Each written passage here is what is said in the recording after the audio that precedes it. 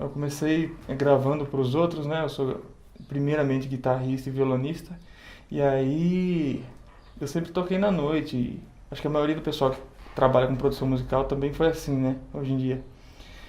Eu comecei tocando com os artistas, fazendo freelance, tocando nas bandas, acompanhando, né? E aí, só que chegou um momento que eu casei, após eu casar com a mãe do meu filho, eu resolvi sair dessa vida de noite, assim, tal. Eu procurei alguma maneira de continuar trabalhando com a música, mas com horário, né? Então, assim que eu entrei, comecei a trabalhar para os outros, gravando guitarra e violão como músico, né? E aí fui me apaixonando pela produção, por esse meio, assim, da criação mesmo, e acabei aqui. Então, geralmente assim no mercado acontece da seguinte forma: eu não tenho selo, não tenho gravadora, pretendo até futuramente ter o meu próprio selo, mas isso com o tempo a gente vai chegando lá. O lance da gravadora, assim, geralmente os artistas que vêm com a gravadora dele. Então, por exemplo, lá em Brasília tem o Pedro Paulo e Matheus, que é da Som Livre, e eu produzi os 2 últimos álbuns dele. Então, geralmente o artista chega com a gravadora e a gente faz um trabalho, já que esse nicho a gravadora diminuiu a sua área de atuação mais na distribuição hoje em dia, né? Então, a gente como produtor tem a liberdade de trabalhar de forma independente, né? Mesmo para eles e para a gente mesmo. Então, eu acho que eu já trabalhei um pouquinho de tudo já, de samba, pagode, rock, até jazz, essas coisas assim, eu já fiz alguma coisa. O meu envolvimento com sertanejo é uma coisa meio natural, assim, porque eu sou natural do Mato Grosso do Sul, né? Então eu comecei a minha carreira tocando nas bandas de baile, vaneira e tal. Como um monte de outros produtores também, né? De hoje em dia saíram de lá e começaram nessa mesma escola. Eu sou mais um que começou lá, então o sertanejo assim, é uma coisa meio natural na minha vida. Eu já comecei a tocar tocando sertanejo. Então foi a primeira coisa, assim, meu primeiro contato com a música foi com o sertanejo, realmente. Então, assim, geralmente eu costumo dar prioridade para as músicas dos artistas, quem chega para gravar, né? Pro artista, então a gente escuta a música e tal, mas existem sim compositores profissionais e na maioria das vezes, eu tento dar prioridade para eles, porque esse lance de composição tem muito a ver com o mercado, tem muito a ver com o que tá rolando no momento. Então, muitas vezes o artista chega para gravar, mas a composição dele aquela composição que ele tem, talvez muito boa até, mas não é o que o mercado pede e vai ser melhor para a carreira dele no momento. Então a gente tem uma galera de compositores aí que compõem todas as linhas, e estão sempre compondo. Toda semana eu recebo um monte de música no e-mail, pelo menos umas 10 toda semana, e assim fica fácil a gente escolher e tentar encaixar com o artista o que é melhor para ele naquele momento. Não, eu faço tudo. Aliás, a pré-produção é das partes que eu mais gosto de fazer, assim, a parte do arranjo, da criação, de pensar em tudo isso, de pensar na característica que a gente vai dar para a música e para o artista em si, né? Porque não é só uma música, não é só você chegar e gravar uma música para um artista, é você tentar criar uma identidade junto com esse artista. Então a pré-produção é a parte importante disso. Então eu faço a pré-produção, eu tenho tento conceber uma ideia e a partir dessa ideia eu apresento para os artistas. Se eles aprovarem, a gente começa a gravar, Não, assim, o arranjo em si é a parte que eu mais gosto de fazer mesmo. Eu tive o prazer em 2010, em Brasília, em estudar com, para mim, um dos maiores arranjadores que tem no Brasil, que é o maestro Sérgio Battarelli. Então eu estudei arranjo com ele, estudei contraponto com ele e me apaixonei por essa parte da criação mesmo do arranjo. Então é a parte que eu mais gosto de fazer. Com relação aos músicos, é assim, como eu estou produzindo, como eu disse anteriormente, não é só não é só a questão da música. Então muitas vezes assim, lógico que todo mundo tem a liberdade de criar, de fazer alguma coisa e tal, mas quando a gente fala de produção e a produção é muito além de você simplesmente gravar, é você tentar dar uma cara pro artista. Então muitas vezes assim, é lógico que todos os músicos que trabalham comigo podem criar e tal, mas tem que encaixar dentro desse contexto que a gente já vem fazendo, tem que encaixar dentro do arranjo que eu fiz e tal. E também, principalmente, dentro dessa história que a gente quer contar com o artista. Então, se o que ele faz encaixa dentro do arranjo, dentro do que está escrito e dentro da história que a gente quer construir com o artista, que é a música, posteriormente num álbum e tal, é, aí sim tem toda a liberdade, seguindo esses critériozinhos assim. Sim, essa é uma parte importante também desse processo de pré-produção, porque assim, muitas vezes eu tenho uma ideia e geralmente quando eu escuto uma música e a gente está discutindo nessa reunião de pré-produção, eu já tenho a ideia mais ou menos concebida do que eu vou fazer nessa música. Só que eu preciso que o artista aprove isso. Então o MIDI é uma forma que eu tenho de mostrar uma levada, mostrar o que eu quero para aquela música, o que eu pensei para aquela música. Aí, os artistas aprovando, a gente começa a gravar os músicos mesmo, acusticamente falando. Não, ensaio não existe, mas eu escrevo tudo, mando escrito, né? Como eu gravo via online a maioria das vezes, né? Eu escrevo tudo sim, e aí não existe ensaio, né? Com a partitura a gente vai fazendo e vai lapidando. O que eles me mandando, eu vou analisando e a gente vai discutindo a partitura até que a gente chega num ponto. Então, assim, primeiro a gente faz uma reunião com o artista para definir, para me entender, na verdade, isso eu acho que o ponto mais importante mesmo de tudo é esse. É eu entender o que o artista quer e o que ele tem, o que ele me dá de liberdade também para criar, para gente tentar inovar. Porque isso na sociedade, né? Assim, tem gente mais conservador, tem gente que gosta de tentar, de ousar e tal. Então, essa primeira fase da entrevista, de conversar bastante, é muito importante. Daí que eu consigo entender o que o artista quer mesmo, o que o artista espera do meu trabalho e espera do próprio trabalho, entendeu? Então, é assim que eu tento chegar no resultado final, né? No que eu vou fazer no arranjo, tá? Na concepção do arranjo. Então, primeira reunião.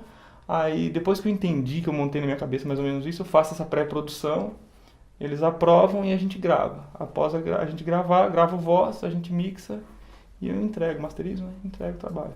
Basicamente isso. Então, como eu faço a maioria das coisas que, assim, eu gravo a maioria dos instrumentos, eu só não gravo atualmente sanfona, acordeon e bateria, né? Então, é uma coisa muito, muito intuitiva, assim, sabe? Depois que eu faço depois desse processo de MIDI feito e tal, e os artistas aprovarem, eu faço as partituras, mando, e aí vou fazendo guia. Chegou a bateria, eu já gravo o resto todo, já vou gravando baixo, já vou fazendo. Então muitas vezes assim, não tem um cronograma. Às vezes eu gravo baixo primeiro, às vezes eu gravo uma outra coisa que possa me dar ideia do que eu vou fazer no contrabaixo. E assim vai, não tem uma ordem muito certa não, para isso. Então, eu acho que eu já tentei um pouquinho de tudo. E a concepção que eu tenho hoje em dia é que, para mim, o que serve mais eu estar fazendo a distância com os músicos que eu quero fazer, assim. Eu acho que essa é a concepção que dá mais certo, assim, para mim atualmente. Eu já tentei um pouco de tudo. Não que isso não funcione para outros produtores, talvez o cara queira gravar, acha melhor ter o músico o tempo inteiro no estúdio, ou... Enfim, a concepção que eu cheguei é que essa gravação à distância, produção à distância, me facilita um monte de coisas, assim, me facilita principalmente na questão da qualidade, na questão de poder escolher o músico que eu quero para gravar, cada estilo, cada levada. Às vezes sim, eu atualmente estou em São Paulo, né, mas eu tenho bastante cliente em Goiás, em Minas Gerais, lá no Distrito Federal também. E, assim, muitas vezes por uma questão de logística, os cantores já estão lá, o artista já está lá, tem alguns músicos que trabalham comigo que já são de lá também, então às vezes é mais fácil eu ir do que eles virem. Então, ou a gente fazer remotamente. Então, às vezes acontece de eu ir para lá e tal. Quando eles não podem vir, principalmente os cantores, né? Que essa parte da gravação de voz é importante. Só isso que eu faço questão de estar presente mesmo, assim. Olha, eu acho assim que não tem muito a ver com o tempo, esse lance de eu ter optado por fazer a distância. Acho que tem mais a ver com a questão da qualidade mesmo, assim, porque, veja bem, já teve casos da gente estar fazendo uma bateria e eu levar, por essa questão, qual que é o grande diferencial, assim, quando você faz, e o que dificulta muito também quando a gente faz a distância? É a comunicação. Então, muitas vezes, se o músico está dentro do estúdio, é muito mais fácil você pontuar cada compasso, sabe? É muito mais fácil você fazer com um músico, eu acho, no estúdio. Só que não é uma questão de tempo, é uma questão, eu faço assim por uma questão de qualidade mesmo. Por exemplo, se eu quero um baterista que tenha, por exemplo, se eu quero dar um sotaque de música baiana para a música, então eu vou lá na Bahia procurar um baterista de lá. Então essa que é o grande diferencial. É muito diferente você aprender, na minha concepção, aprender a tocar um ritmo de você já nascer tocando esse ritmo. Então quando você nasce tocando esse ritmo é um negócio muito mais natural, muito mais fluente e tal. Então essa é o grande ponto que me faz fazer essas gravações assim, produções remotamente. O que mais importa assim, para mim é isso mesmo, porque a questão de tempo é relativo. Eu já fiquei um dia gravando uma bateria e né, não influencia muito assim a questão do tempo, não. Então, hoje em dia, graças a Deus, a gente já tem uma internet assim razoavelmente boa que permite a gente fazer isso, né? E a gente costuma hospedar, nesses sites que tem de hospedagem, aí, por exemplo, o WeTransfer. Tem vários sites que fornecem o iCloud mesmo, entendeu? E a gente consegue fazer isso, Google Drive. Por intermédio deles, a gente faz isso. Eles consolidam os arquivos, me mandam, eu faço aqui a parte de edição e mixagem. Acho que nos custos e no tempo de produção, acho que não muda muito. Talvez até seja mais difícil fazer assim, como eu falei, pela questão da comunicação. E o custo vai ser sempre o custo da qualidade, né? Tudo que tem qualidade tem um custo, tem um valor. Então, como eu procuro gravar com músicos escolhidos a dedo, então isso aí já me gera um custo, mas isso não influencia assim. Só o que eu tenho menos despesa, por exemplo, se eu quero que o músico grave aqui comigo, eu quero aquele músico, eu teria que pagar todo o translado da pessoa, a hospedagem e tal. Então isso me facilita, a internet me facilita nesse ponto, mas não em questão de cachê, de pagar o músico, assim, não influencia muito não. Agora a questão da qualidade influencia demais, justamente pelo que eu falei anteriormente, né? Eu posso escolher o músico que eu quero para gravar aquele determinado estilo. Bom, não existe muito uma ordem assim não. Depois que eu faço a pré-produção, aí eu começo a distribuir. Às vezes eu já, dependendo da música e tal, eu gosto de talvez mandar alguma coisa já gravada para gravar bateria, deixar alguma coisa já pronta, um baixo, talvez facilite pro baterista. Tudo se eu achar que é uma coisa muito específica, como eu costumo fazer com a bateria, primeiro dando essa sequência, às vezes eu coloco um baixo, ou uma coisa que vai ajudar o músico a se sentir mais ambientado com o trabalho, com o projeto, assim. Mas não tem muita ordem, assim, não, nada pré-estabelecido, assim, não. Varia de música para música, varia de mais ou menos isso aí. Geralmente, conforme eu vou recebendo o material, eu já vou editando. E aí eu vou gravando também, editando. E acho que todo trabalho profissional exige edição, né? É, então eu vou fazendo, conforme eu vou recebendo o material, eu já vou tentando editar para deixar tudo certinho e facilitar a gravação do próximo. Basicamente assim.